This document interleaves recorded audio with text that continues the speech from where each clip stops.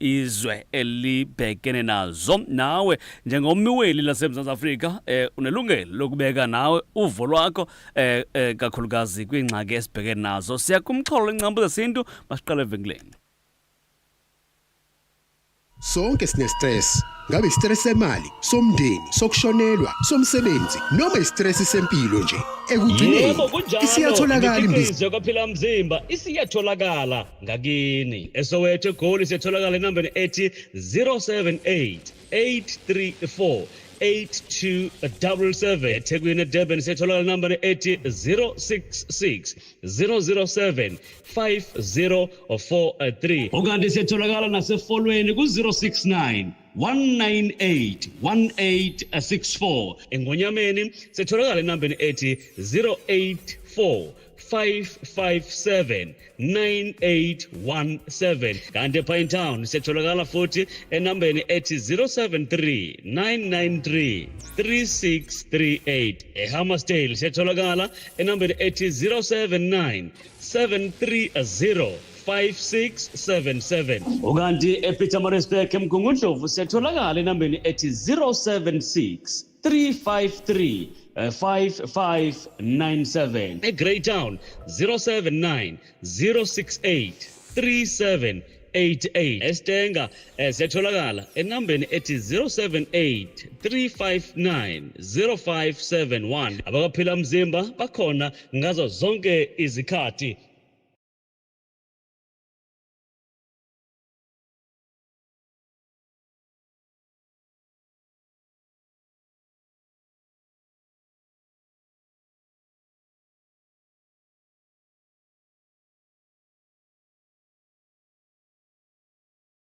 Yebo kunjalo, imikhiqizo kaphila mzimba isiyatholakala ngakini. eSoweto eGoli siyatholakala enambeni ethi 078 834 8277. eThekwini eDurban siyatholakala enambeni ethi 066 007 5043. ukanti siyatholakala nasefolweni ku-069 198 1864. eNgonyameni siyatholakala enambeni ethi 084 557 9817. kanti ePinetown siyatholakala futhi enambeni ethi 073 993 3638. eHammersdale siyatholakala enambeni ethi 079 730 5677. ukanti ePietermaritzburg eMgungundlovu siyatholakala enambeni ethi 076 353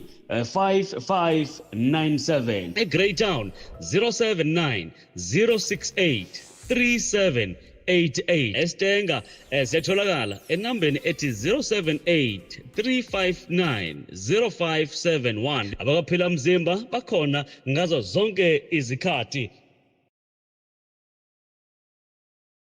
Yebo kunjalo, imikhiqizo kaphila mzimba isiyatholakala ngakini. eSoweto eGoli siyatholakala enambeni ethi 078 834 8277. eThekwini eDurban siyatholakala enambeni ethi 066 007 5043. ukanti siyatholakala nasefolweni ku-069 198 1864. eNgonyameni siyatholakala enambeni ethi 084 557 9817. kanti ePinetown siyatholakala futhi enambeni ethi 073 993 3638. eHammersdale siyatholakala enambeni ethi 079 730 5677. ukanti ePietermaritzburg eMgungundlovu siyatholakala enambeni ethi 076 353 5597. eGreytown 079 068 3788. eStenga siyatholakala enambeni ethi 078 359 0571. abakaphila mzimba bakhona ngazo zonke izikhathi.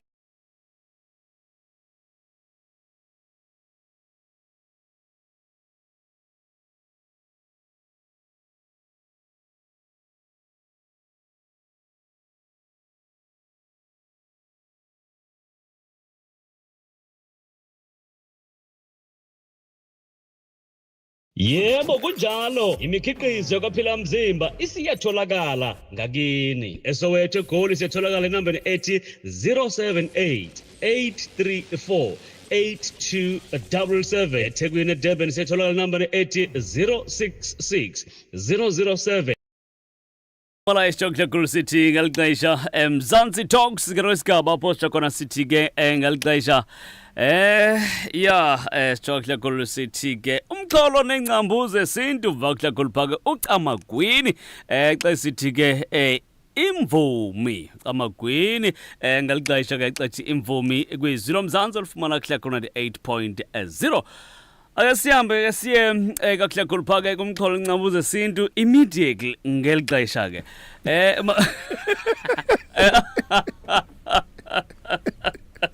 Ay sentsho ngoku ke lesingese sibe sithi ukuvuka kancane shuthi noko ushintshe ngendulandi but ke si at the same time siya khona ke kumxholo nengcambuzo esintu immediately molweni mkhulu Ngibulisa immediately Ayike nami ngiyavuma immediately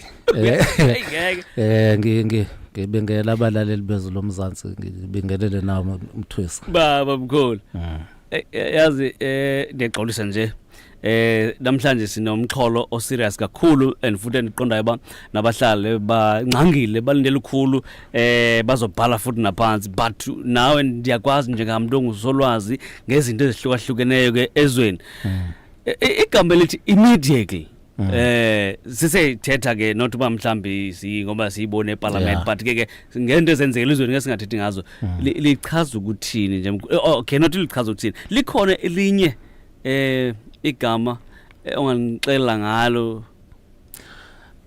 no ulokhoza oqala ngisho nje ukuthi kuyadumaza ubaba umchunu mangaba ubaba umchunu ngokwe professional uthisha so uyena umuntu ofundisayo makuzwa kwi-English literature uyena umuntu okufanele ayazi kangcono kunabanye abantu immediately ake ukwenza ukuthi senze kube lula wonke umuntu uyakhumbula upresident uMbeki nopresident uZuma makuthiwa mabesule umuntu wayema ku-TV athi I resign with immediate effect kusasa kuse engasenguyo president so immediate usho into yamanje akukho ukuthi uzoyichaza ngokwepolitiki English ayina politics ayina religion so ngayo dictionary lelo khoza ngiyilokhozayo ngiyithatha kwi-Oxford Dictionary othi ngikukhombisa ngizokukhombisana emaduze ukuthi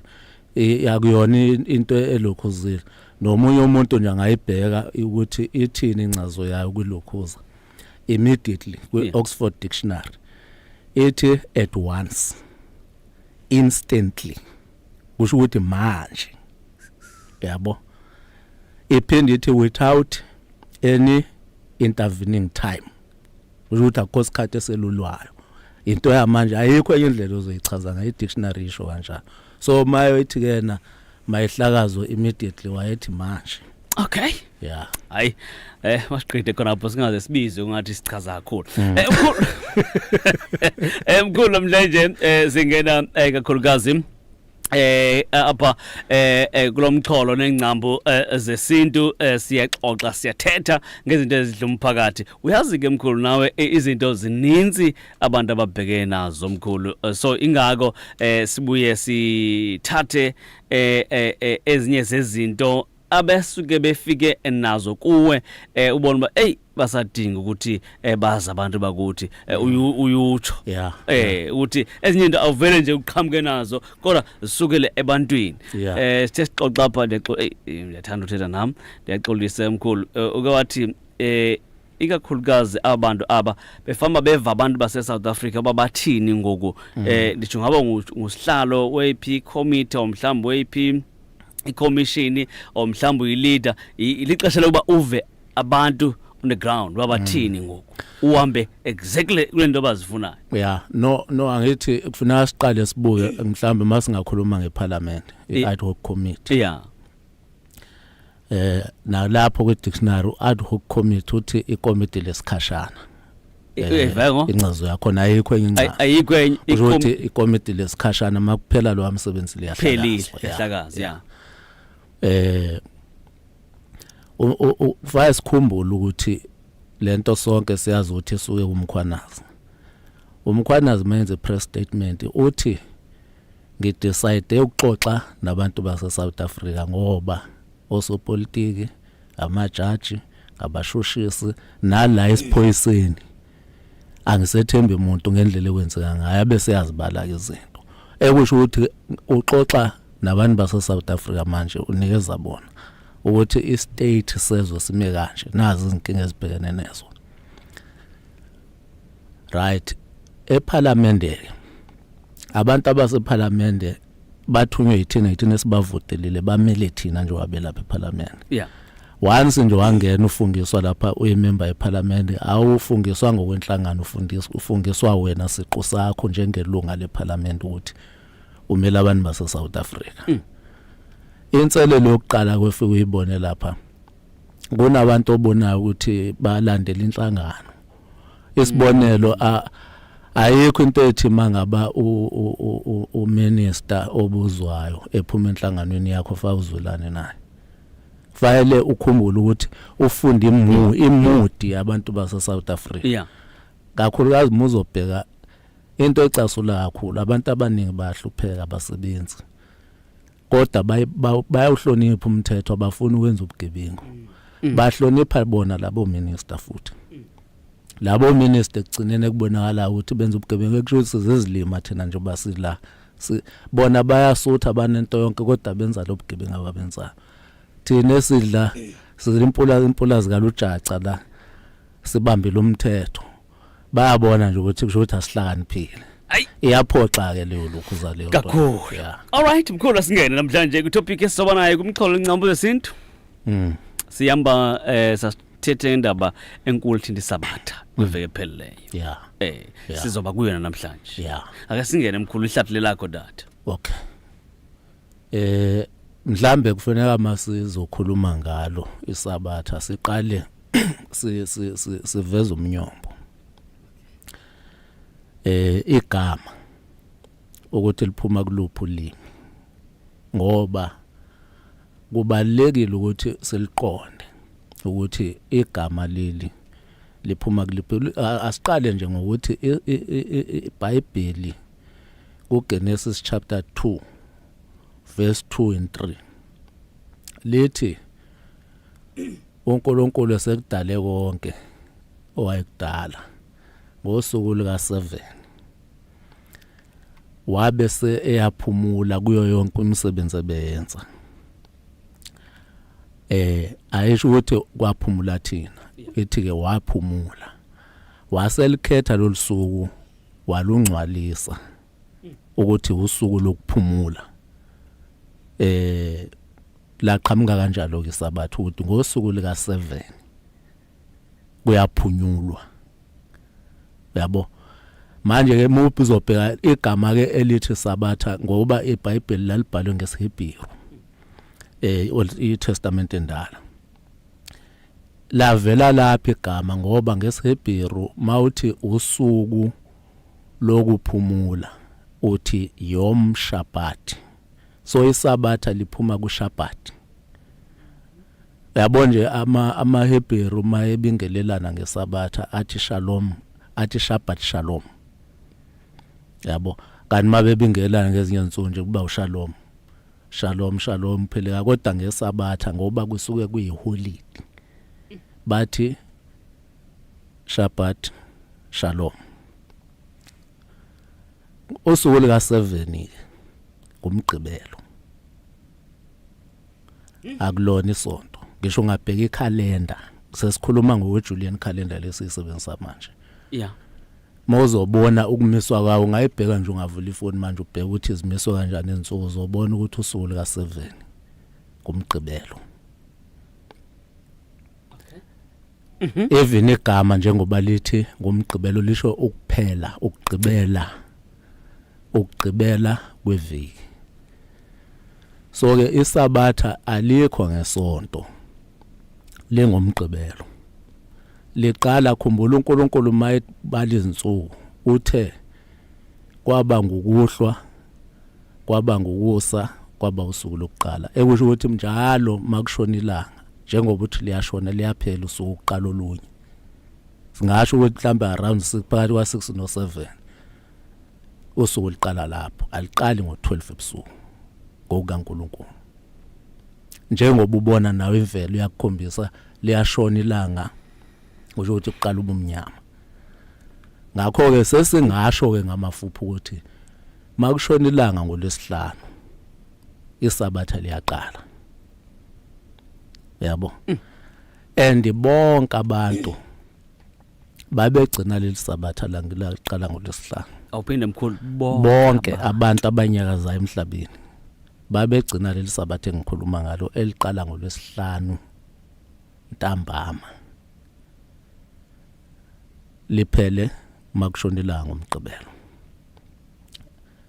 manje ukuphumula kusho ukuthi ayikho into yenzayo ngalolusuku uphumule awuyesentweni awuyethempeleni ayikho into yenzayo ukuphumula uyakwazi ukuthi kusho ukuthini esiboneke ngeke ukuthi ngiyazikhipha ngemovini ngoba ngiyophumula akubona ukuphumula lokho njengoba uhamba nje so uqalile vele uyahamba uyalapha uyokwenza khona leyo nto oyenza even umzimba kumele uphumule ngoba kufanele ngoba uNkulunkulu okuyena umnikazi wesabatha ngoba isabatha ngele kaJehova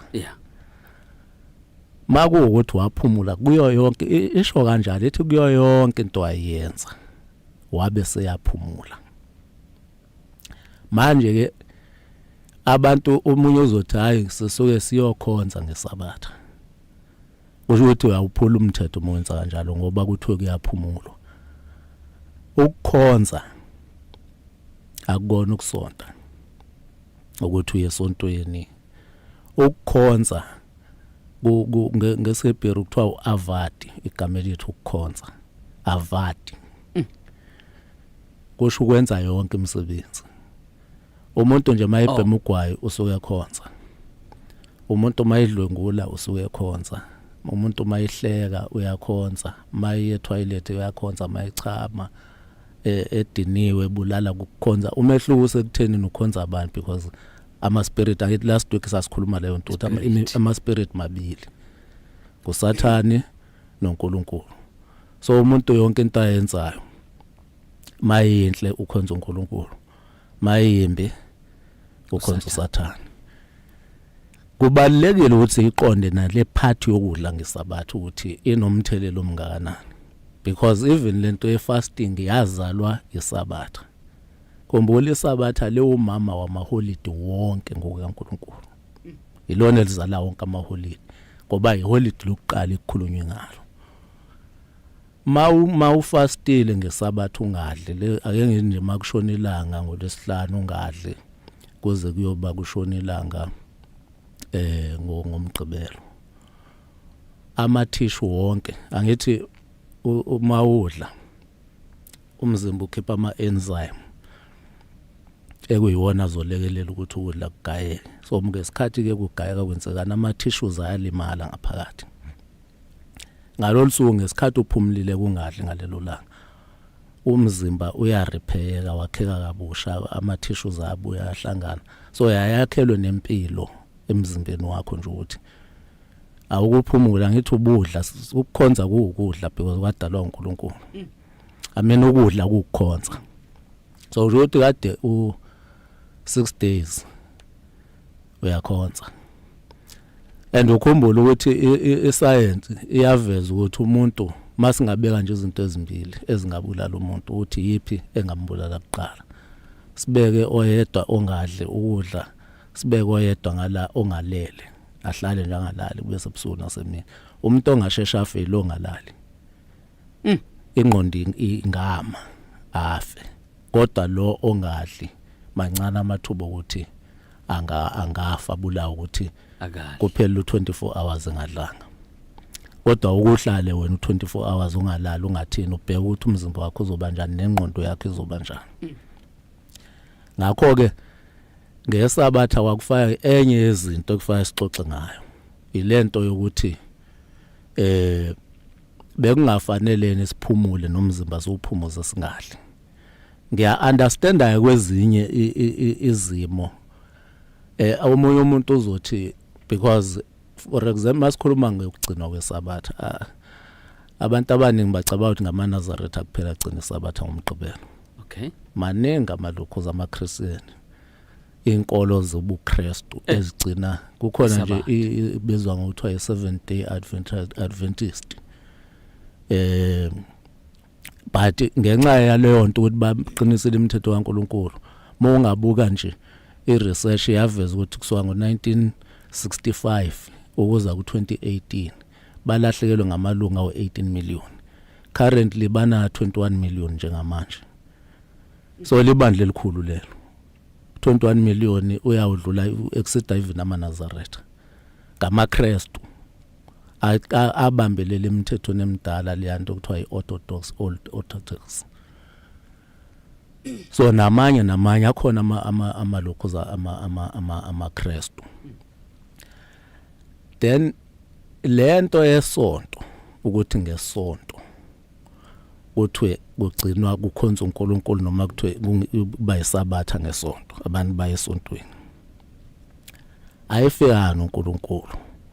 Yafika nombusi wamaRoma uConstantinople.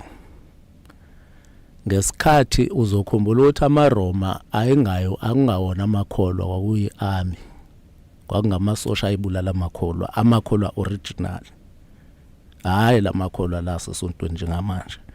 Bayamakholwa ayikhonza uNkulunkulu zonke izinsuku nje engenalo usuku lokumkhonza enosuku olulodwa lokuphumula 6 days emkhonze abese yaphumula ke ngosuku lika7 lo lengithi umgqibelo.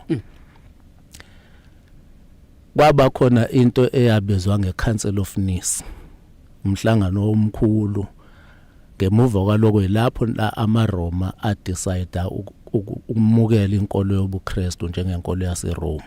Ingakubona uPope elapha eRome manje. But amaRoma ngesikhathi emukela inkolo yobuKristu ayenezithixo eziningi ayezikhonza. Khona isithixo selanga, khona isithixo senyanga njalo njalo.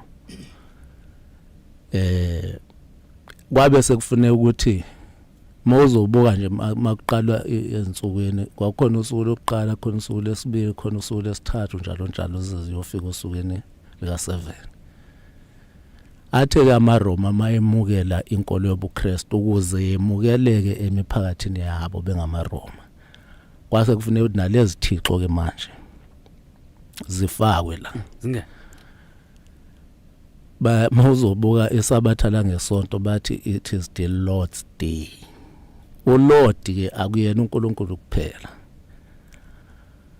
Ititle nje ehlonipha uma uthi Lord. Isibonelo moya lapha eBrithani. Khona abantu abazimpela lapho thola ukuthi mhlambe babe nemhlaba okanye uyise wayeinto ethize ezinikele embusweni wamangisi. Abese nikwa leyo title kuthiwa uLord. Njengomunye umlungu nje kuthiwa uRenwin ekuyena owakhala amademocracy aseSADC lamazwe aseSADC. Uyena wanegotiate idemocracy yaseNamibia ukuthi izoma kanjani, eyaseBotswana ukuthi izoma kanjani, yaseSouth Africa ukuthi izoma kanjani njalo njalo.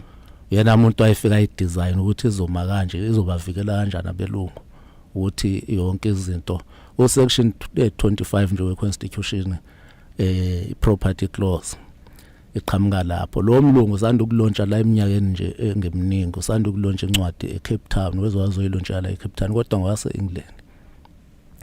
Incwadi enesihloko esithi How to Steal a Country. Efundisa ukuthi izoluntshontshwa kanjani. Because waphumelela ukuntshontsha lama democracy koZimbabwe. Ko South Africa, Namibia njalo njalo. Lamazwe nje asemazantsi eAfrika ane democracy. So ubizwa ngoLord but akayena uNkulunkulu. So ke uzo understand ke nala ukuthi makuthiwa iSunday is the Lord's day. akuyikho igaranti ukuthi ukukhulunywa ngoJehova makukhulunywa ngalo Lord because nabantu bayabizwa kanjalo. So ke ngesonto babehlonipha isithixo selanga, isun god. Engako uzwa usuku sekuthiwa ke isun day. Okay. Kwakuhlonishwa leso sithixo njengoba uzobuka usuku la ngomsombuluko makuthiwa i-moon day, Monday, esukela esithixweni senyanga, i-moon day, ukuthi wawune moon god. Uzobuka ngolwesihlanu mabe undermine ukuthi kwalona isabatha lingalokho. Abantu abasebenza nje bajwa emafemeni ukukhishwa early mawulwesihlanu, baholelwe ukuze bayophuza. Ngomgqibelo cathi yabona ziningi izinto ezenzakalayo makumgqibelo, izingozi nani. Saturday isukela akuselona isabatha iSaturday, isukela ku Saturn day kwakunesithixo uSaturn ekusisithixo samaRoma. Ngolwesihlanu nguFrix. Akuyona idetermination yami leyo. Masingayeka nje ukuvila lapho ukufunda izinto lezi zinto zibhaliwe, ungathatha ifoni uyigoogle manje uzoyibona. So uFrix babekhoyela ukuthi isithixo sezinqere. So that is why ubona abantu bebhayiza ngolwesihlanu bedakiwe kuhlonishwa leso sithixo. Lento ke iundermine ubungcwele kubantu ukuthi abantu bangakwazi ukuphila impilo engcwele, bangakwazi abantu ukuthi bebusiseke because abantu abasakhonzi ngendlela ekufanele bekhonze ngayo. Even igama into kaNkulunkulu kufanele ikhishwe kwi-religion all together because ayihlangene ne-religion. That is why mufunda iBhayibheli akekho umprofeti owawuzwa ngelanga elithize ethi ngesontweni, ngelanga kwakuyi-lifestyle, indlela yokuphila. Hebrewism la ezala lento esikhuluma ngayo iBhayibheli Testament elisha, elidala. Hebrewism iculture. Kodwa babese bereplace iHebrewism bafaka lento okuthiwa iJudaism, bahamba bolanda amaJalimani bawabeka lapha kuseIsrael, kwase kuthiwa ngamaJews. Afika apretenda as if agcina ilokho zesabatha, but mawulandela indlela abenza ngayo kuyona le eyayishiwo uNkulunkulu wayidale ngayo. Even lezazimpo njengoba uzibona zikhona lapha wenzela ukuthi ungalangazeleli ukuya kuleya Jerusalem because babe sebeyibeke emoyeni iJerusalem ukuthi uyoya kuyona masufila. Ayikho enye iJerusalem ngaphandle kwaleyo ibonayo. Uselapho nje mkhulu, ngizocela sidayise, ngizocela sibuye uqale nje kule oyishoyo, kusenzeka izimpi nje kula Jerusalem pha, ndiyafuna ke sive leyo part leyo, asambe sive kule. Okay. Yebo kunjalo, imikhiqizo kaphila mzimba isiyatholakala ngakini. eSoweto eGoli siyatholakala enambeni ethi 078 834 8277. eThekwini eDurban siyatholakala enambeni ethi 066 007 5043. Ukanti siyatholakala nasefolweni ku 069 198 1864. eNgonyameni siyatholakala enambeni ethi 084 557 9817. kanti ePinetown siyatholakala futhi enambeni ethi 073 993 3638. eHammersdale siyatholakala izumehluko kumakhaya ngamakhaya kwindawo ngendawo phokufuna khona ijelo lakho leunqaphambili izwi loMzansi. Khumbula ke si-live phake ku-YouTube, ubhale nje Phila Mzimba, uzokwazi ukuyibona lento esithetha ngayo apha ku-YouTube. Usubscribe, press i-bell pha ukwazi ukunotifya ngezinto ezenzekalayo, kakhulukazi kwizingxoxo. Alright, xesha lakhe bhodi lamashumi bethile insimbi yesibhozo kumhla ka-22 October 2025 ngolwesithathu enzukwini. Igama lam Khaya Lethu Mthwesi, lobilobi alobizela kwi-radio umbala prop region lakho nqaphambili ezilo mzansi sihleli nomkhulu apha ubaba Mavulu mhlonishwa sithetha indaba enkulu ethi day sabatha mkhulu besa sibambe saya ke usaxoxa indaba yezimpi ezenzekayo yes ngithi kuwena izimpi ezenziwa lapha eMiddle East zenziwa ngamabomu ukuze singalangazeleli. Khumbula into yokuqala yenziwa eMiddle East yayingxenye yeAfrika njengoba sasisho ukuthi lento yeSuez Canal yayisho ukuhlanganiswa kweMediterranean Sea neRed Sea ukuze kubonakala yandawo ingayona ingxenye yeAfrika iphesheya. Okokuqala lokho.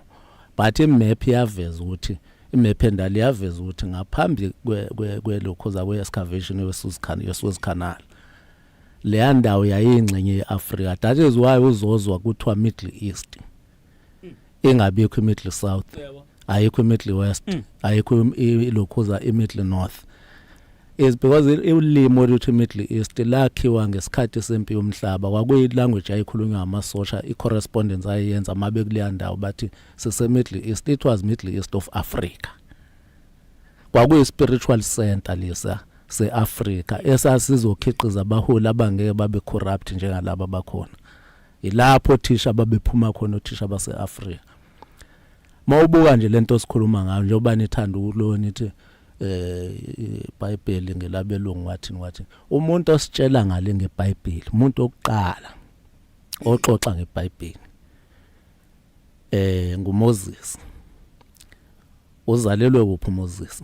eGibhithe la eAfrika. eGibhithe but why kule sikhathi samanje inefundeka ngakuzodinga ukuthi nginiconvince ukuthi eGibhithe seAfrika. Why kufaka nginiconvince ngento esimple kangaka ukuthi iNile River la eAfrika. uMoses wazalwa because ngeso sikhathi ezalwa kwakunokusabela. Khumbula uMoses uzalwa ngamaHebheru akabacindezelwa baseGibhithe. But uFaro walelo xesha wayenovalo lokuthi ayanda amaHebheru bazogcina bebaketulile bayidla eGibhithe walawulwa bona. Kwakungabantu abamnyama bodwa by the way ngaleso sikhathi. Kodwa kuyikhona lento yama tribes nani. So babenovalo lokuthi ama-Israel angabaketula ama-Israelites angabaketula kugcine sebephethe iGibhithe. Waseshaya umthetho wokuthi akubulawe zonke izingane ezazizalwa zabafana. uMoses uzalwa ngaleso sikhathi. Uma wakhe kodwa inimba yathetha naye yathi ngeke ambulala umntwana wakhe. Wamthatha wamgoqa umfaka ebasketini wayombeka ngaseNile River. La wafika wathola indodakazi kaFaro. Then wakhula kanjalo. Wani wamenzela umusa wakhula then wahamba ke wagcina eMidian. La wafika elusela khona uJethro njengoba walandwa selusa nje wayelusela uJethro kanjalo wabuya sezokhulula abantwana bakaIsrael. Baphuma kanjalo eGibhithe. Ngizama ukuveza ukuthi lento ngeyethu kodwa idistortiwe. For example, ukuze abantu bengamkhonzi uNkulunkulu kahle kwakhiwe ireligion. Ireligion yakhela ukuthi abantu bangamkhonzi uNkulunkulu ngeqiniso nokulunga. Ngoba mawuzothi ngesonto ukhonza uNkulunkulu kwaye ngomgqibelo ukhonza uNkulunkulu. Ngezinye izinsuku ukhonza bani? Inkinga leyo. So ngibuyela kuyona lento ukuthi mawosumbila udla ama-fruit angazi modla inyama ngaphela suwaqala wabulala imithetho leshumi ikhona le nto esho ukuthi uzungabulala ngayisho ukuthi ini. But ngizama ukuveza kuwena ukuthi spiritually kufanele understand spirituality ne-religion. Izinto ezimbili lezi zingafani. I-religion into yakhiwe ngabantu. Inhloso ye-religion kwakudukisa abantu ukuthi uNkulunkulu bangamazi. Bakwazi ke manje ukukhonza lezi thixo zonke zamaRoma. Njengoba ubona even uPope ubizwa ngoHoly Father. Kodwa umthetho uthi faka ngabi namntwana. Uzongubalo ozobiza yena ngobaba ekubeni engafuni yena ukuzala abantwana. Because umuntu ubaba ngobezele kufanele ube nabantu abakho bakubiza ngobaba. Ukuthi uzolindela thini ukuthi sithi ubaba ongcwele but awufuni ukuzala abantwana. Uphikisana nemvelo uNkulunkulu uthi zalanini nande. Yabo ngigcwalisa umhlaba. Wena hayi uthi no ngeke ngizale. Kusilapha nje kusho ukuthi siyakhonza lento njengoba sixoxa nje siyakhonza. Ukukhonza lento siyenzayo. Masihleka siyakhonza. masenza umehluko sekuthenini mawenza into embi usukhonza uSathane mawenza into enhle ukhonza uNkulunkulu ngalama spirit ekufuneka abange kuze umoya oyingcwele kube yiwona owinayo abantu babuye ke manje benze kanjalo uNkulunkulu izame kaningi lento uyabona nje igama elithi church i-church moya ku dictionary i call out assembly ujweni ngabantu ababizwa uma ubuka nje abantwana bakwaIsrael mabephuma eGibhithe babe i-church ngoba babekhishwa eGibhithe ebuqilini mawubuka abantwana bakwaIsrael bekhishwa eBhabhiloni kwakuyi-church manje wena muvuka kusaso wakhe isonto uthi i-church uyithatha phi lonto ngoba i-dictionary njengoba ngisho igama elithi church liphuma kwisiGreek ngesiLatin lithi ecclesia ngesingesi call out assembly kumini uyakhishwa call out uphuma la ukhona endaweni enobusathane kuthiwe buyani ke nizogcina imithetho kaNkuluNkulu ngala leyo nto njengoba ubona abantwana bakwaIsrael uNkulunkulu wayengeke athi eGibhithe phakathi eGibhithe athi mabakhonza uNkulunkulu wabakhipha entabeni yaseSinayi waseyobafundisa ukuthi uNkulunkulu ukhonzwa kanje then kwahamba ke ukonakala ke kwaloko kuqhubeka kodwa iBhayibheli lithi ensukwini zokugcina umbuso kaNkulunkulu uzovukume and amasonto ayocollapse ngaleso sikhathi akukhathaza ukuthi ngamasonto ubona abantu abamnyama begqoka ama uniform ahlukahlukene kodwa bayokhonza uNkulunkulu yedwa no abakhonza uNkulunkulu yedwa abelungu waye bengawagqoka ama uniform awukazi ubona abelungu bephithizela beyokhonza bethini so masingazi understand lezi zinto siyo lowo kwesinezinkinga uNkulunkulu efaya simkhonze yilo uNkulunkulu umoya ongenamzimba ongumoya mawufuna ukubona umzimba wakhe bheka imvelo izinto ayizitshalile isihlahla samafruit yabo masevuthwa amafruit mawuwadla asiphatheke kabi isihlahla siyajabula ukuthi uyawadla ngoba sizokudla vele nawe egcineni uzobuya uzoba umanyola waso la so kuyadliwana kuyaphiliswana la ngokwemvelo masidla umzimba wakho umoya wakho uyaqhubeka uphile emoyeni uphinde ubuye umoya wakho njengoba lesho iBhayibheli ukuthi mawuhamba uyohamba uye kubantu bakini ngokuthula kusho ukuthi lento edlozi ondisiwe eBhayibhelini but kwe religion ayikhulunywa leyo nto and abantu abaningi bazitshela ukuthi ke mabezo umfundisi eshumayela bazitshela lezi zinto zithathe eBhayibhelini kanti azithathe eBhayibhelini elokhuza ama religion kakhulukazi Christianity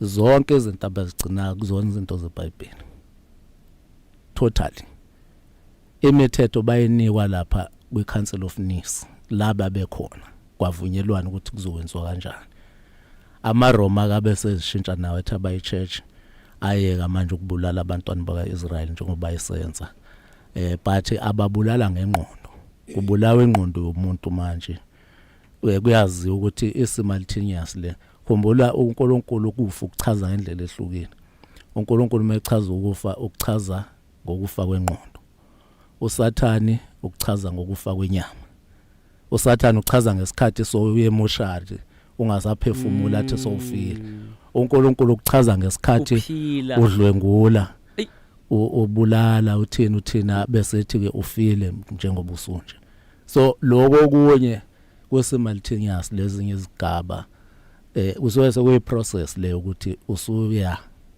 ngokuyofa uyongena ethuneni Ngolo cela sibambe khona apho dad mhlawumbe khona ubusizofuna ukuvala ngawo dad ngifuna ukuvala ngawo ngokuthi engekushoyo la angekushoyo ukuthi abantu bekukholwe anginandaba no iBhayibheli lithi you shall know the truth and the truth shall set you free esekufunayo lo ukuthi abantu eqiniso balazi ukuze laba abafuna ukushintsha benze izinto ngendlela bathola ithuba lokushintsha step sokuqala ngesokuthi abantu abayeke ukusonta bake balungise inhliziyo nayo into edingekayo nje balungise inhliziyo benze izinto ngendlela eright mawusa vula isonto la eSouth Africa sina more than 2,000 wamasonto South Africa yodwa iproblem le mhlambe aregister azwayo ngokusemthethweni siya sangikhuluma ngala semahlathini ngikhuluma nje ngapublic akhonza ngezindlela ezingafani inkinga abantu abaningi abasontayo awukwazi ukubabona phakathi nenzuko ubabona ngeuniform kuphela kodwa ngezenzo phakathi nenzuko ukwazi ukubabona ngendlela ukuthi mabe kungathiwa nje mhlambe ake kuniwe ithuba ziningi izidakwa ezingafike ziphasiswe ukuthi naba abantu abanenhliziyo ezinhle ukuthi abantu abaningi abantu benza bobu bangakhonjwa la kulabe sithi thina ibona ba right umoya abantu akufanele beulungise balwisane nomoya omubi umoya kaSathane kuyiwona ohluphekisa abantu njengamanje ngoba kuba sonke besisebenzisa lo moya right ngabakekho umuntu ohluphekayo yonke into uNkulunkulu wayesinikile esinikezile ezandleni zethu up until isono sitholakala enhliziyweni yomuntu. Alright, kuba igama la isithoku lakhulu sithi ngalixesha Mzansi Talks sithi umxholo nencambu zesintu engathi sithathele enzulweni kakhulu ke namhlanje mphulaphula ekhaya mandicela ukukhawuleza nje ndikuneze mhlambi ke indawo apho ke ungakwazi ba uthole ke imikhiqizo kaPhila Mzimba then ke singena kwesigaba sakhona kaPhila Mzimba njengoba sazi ke uba ulobilobi brand ambassador kaPhila Mzimba bakaPhila Mzimba siza khulukazi ngamakhambi esintu ndizokunikeza inamba kodwa ke ndizonikeza nje umkhulu ngizokucela nje bazeziphi mhlambi indawo ongakwazi ba amakhambi kaPhila Mzimba uwathole kuzo mangabe useSoweto useGoli nje uyakwazi ukuthola amakhambi kaPhila Mzimba mawukhona phake ePine Town apha eThekwini uyakwazi ukuthola amakhambi kaPhila Mzimba mawuseHammersdale uyakwazi ukuthola ke imikhiqizo kaPhila Mzimba mangabe usengonyameni uyakwazi ukuthola amakhambi kaPhila Mzimba mangabe usePietermaritzburg uyakwazi ukuthola amakhambi kaPhila Mzimba mawuseStenga uyakwazi ukuthola amakhambi kaPhila Mzimba mangabe kuseGreytown uyakwazi ukuthola amakhambi kaPhila Mzimba mawuseFolweni uyakwazi ukuthola amakhambi kaPhila Mzimba mawuse South Africa nje uyakwazi ukuthola amakhambi kaPhila Mzimba ikhona ke number umkhulu azosinikeza nokugqibeleni ungangena ku Facebook ubhale Phila Mzimba Health Product ungangena ku TikTok ubhale Phila Mzimba ungangena futhi na ku YouTube ubhale Phila Mzimba live le ngxoxo le uzoyithola ke kakhulukazi pha ekhasini la kaPhila Mzimba ku YouTube ngenxa ixesha mkhulu ndicela nje mhlawumbe ukunikeza kuwe ndiyazi ba ngolwesine uhlala ukhona kubantu abanemibuzo sometimes bathanda nokubuza ngezinto ezibethetha ngazo wamkelekile nezinto mhlambe umuntu ake wasebenzisa eziyimveliso zakaPhila Mzimba ukuzobuza isigaba esilandelayo ngasebenzisa ntoni amkelekile mhlawumbe uhlushwa ngamaphupho ento umkhulu azichazayo azithetha ngazo apha zingeze ukufikela qha unga understand ungafika uzobuza mangabe ke mhlawumbe ufumaniseke ba ingxaki yakho uyazi uba ikwephi indawo ufisa mhlawumbe ukubheke nje uhlole inkinga zakho uyakwazi ukufika ngesonto zonke izinto sokuvuliwe mkhulu lakho ithuba data sibonge mfoka Mthwesi uPhila Mzimba masikhuluma ngawo sikhuluma ngesikhungo sokwelapha sisebenzisa amakhambi sisebenzisa neziwasho njengobusho njengolwezini esisuka sivula lelo thuba selivula ngoba kubalekile ukuthi sicathulisa nini nabantu abantu baningi abantu abakhule amasiko amathize engenziwe emakhaya nabo bafisa ukwenza njengamanje izinto ezithize zesinto abafisa ukuzigcina ngolwesine sivula lelo thuba ke into esiyenza mahala nokuchaza amaphupho njalo njalo ngoba abalekile empilweni yomuntu ukuthi impilo yomuntu iyenyuka yini nobishona phansi nokuthi abantu ngendlela abalimele ngawo ngokufundiswa izifundiso ze ukubona nje umuntu efika umuntu uphethwe likhanda esikhundleni sokuzofuna ukulapha ikhanda ufuna ukuhlola kodwa uyazazi uphethwe likhanda phethwe sesibhobo ufuna ukuhlola esikhundleni sokulapha at least ezilapha phila bese buya ke zobheka ezinye izinto ecile leyo nto ikhomba indlela esilimele ngayo emqondweni singabantu abamnyama ukuthi silimale kangakanani sinayo imbizo zifo zonke imbizo ephuzwa sinayo imbizo yokuchatha kubantu abanenkinga yeqolo ukushisa kwezinyawo ubuhlungu bezinyawo sinawo umbhemiso wekhanda kubantu abaphathwa likhanda sinazo izinyamazane ezishunqiswa kubantu abahlushwa imimoya emibi egcikeni abaphupha kabulala kambi sinawo umuthi wesilwane kubantu abahlushwa isilwane silala nawe uhlala uphupha wenza ucansi uphuphudla konye uphuphe nje uphethe ingane encane njalo njalo sinekhombo kamaqaqa kubantu abanezichitho abanamathunzi. Khumbula amathunzi eza ngezindlela eziningi. Abanye abantu bayabulala bangagezwa, abanye abantu bayashonelwa bangagezwa, abanye abantu baphuphunyelwa izisu bangagezwa, abanye balala nabantu abaphuphunyelwa izisu. Yonke leyo nto yenza amathunzi empilweni yomuntu. So ikhombo kamaqaqa ke iyona ekunika impendulo ezimene ezifana nalezo. Khona abahlushwa ngumsamo ukuthi kuphehlwa amanzi amnyama kwaphendula idlozi njalo njalo. Kwesinye isikhathi livaliwe nje abantu bakini nobevela kakhulumi. Kwesinye isikhathi umbone esemanzini amnyama kusho ukuthi uphehlelwa amanzi amnyama. Zonke lezo zinto sinekhombo ke engadingi ukuthi kuhlatshwe, engadingi ukuthi kushiswe impepho esithi ikhombo kavula dluzi. Eqwethe imithi emithathu uyayibona, uzoyibona masufile waphila umzimba, kodwa nje ikhombo engadingi ukuthi uhlabe, engadingi ukuthi ulokhuza. Ushisa impepho. Sinembiza ke yama-ulcer. Izilonda lezi eziba ngaphakathi emathunjini. Sibe nembiza yomhlume. Leyo mhlume ke wenza ukuthi sisigcwala umoya, ube nezinsumpe esithweni sangasese. Uthola ukuthi nemizwa phansi, imizwa yocansi, kwesinye isikhathi uthola nabantwana abatholakala. Abanye bagcina sekukhona nezinyama eziphumayo ngemuva, abanye baze kwakheke nesilonda. Omunye azayo shona engaselapheki ngoba mase ihlale kakhulu igcine bulala umhlume. Sibe nezintele zokuchela ekhaya mangaba ke kukhona imimoya engemihle, kukhona imithi egcwele. Khona lo muntu okathi mekade ehamba ngezinyawo egcikeni mase ngene endlini uyazizwa ukuthi ulimele uphelile. Imithi etshaliwe la egcikeni. Kube khona umuthi ke we-asthma kubantu abahlushwa sesifuba. Kube khona umuthi wedliso kubantu abanenkinga ukuthi balokhuzi badlisiwe. Nezinye iziwasho nje zenhlanhla, iziwasho zamasoka, ukuthandeka, izinto zesisha lezi ezithandwa ngabantu. Mvusankunzi kubantu abafana nalaba othola ukuthi umbuzo wasekamereni awusaphenduleki. Uyabona le hambeza le yokuchatha. Mawuyisebenzisele ngempela uthi usase toilet. Uyawuzwa ukuthi hayi namhlanje ngiyagijima namhlanje. Ngiyagijima namhlanje. Amahlenge la suke sephumile la aphathisana ngeqolo enza ukuthi nawe indlela yakho ibemfishane. So ke sitholakala emakethe, sivula zonke izinsuku ngoLwesine nangomgqibelo. Sivula ithuba lokuthi abantu batholi iqoba lokuphuma.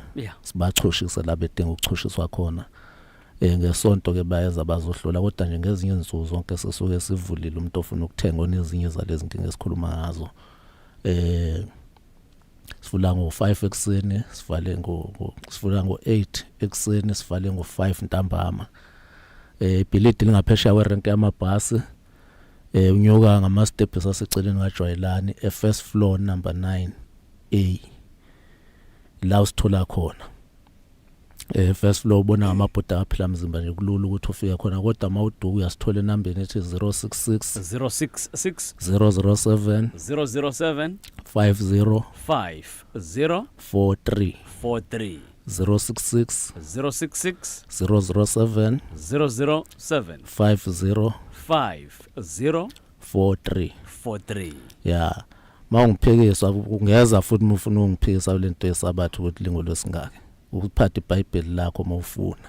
Hayi kusasa ngathi sophela khona kaphela ngoba lento ye-religion ungwane ngibonile lokho enikeni ikhanda la ngicabanga naye ungomunye wabantu abafuna ungiphikisa akeze. Kusasa mkhulu na kanjani?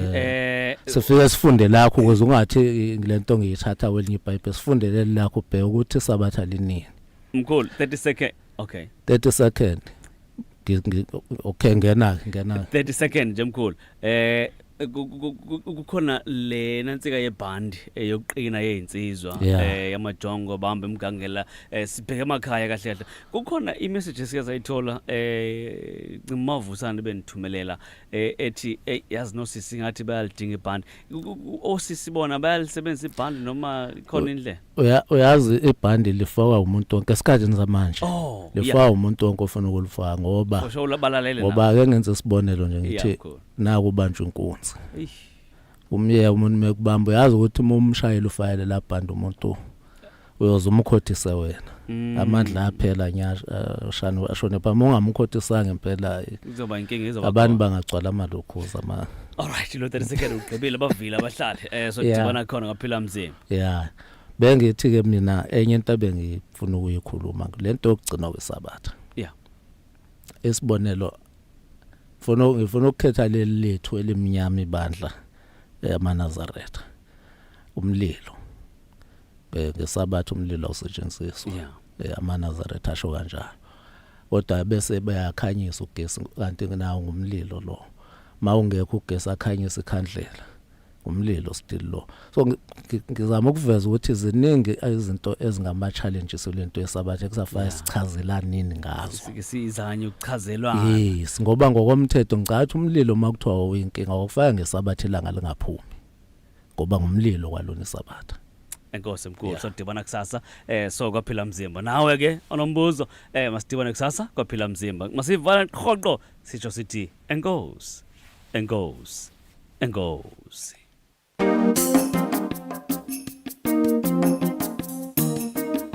Kuchuma tusinu mkokanu ngelu ngele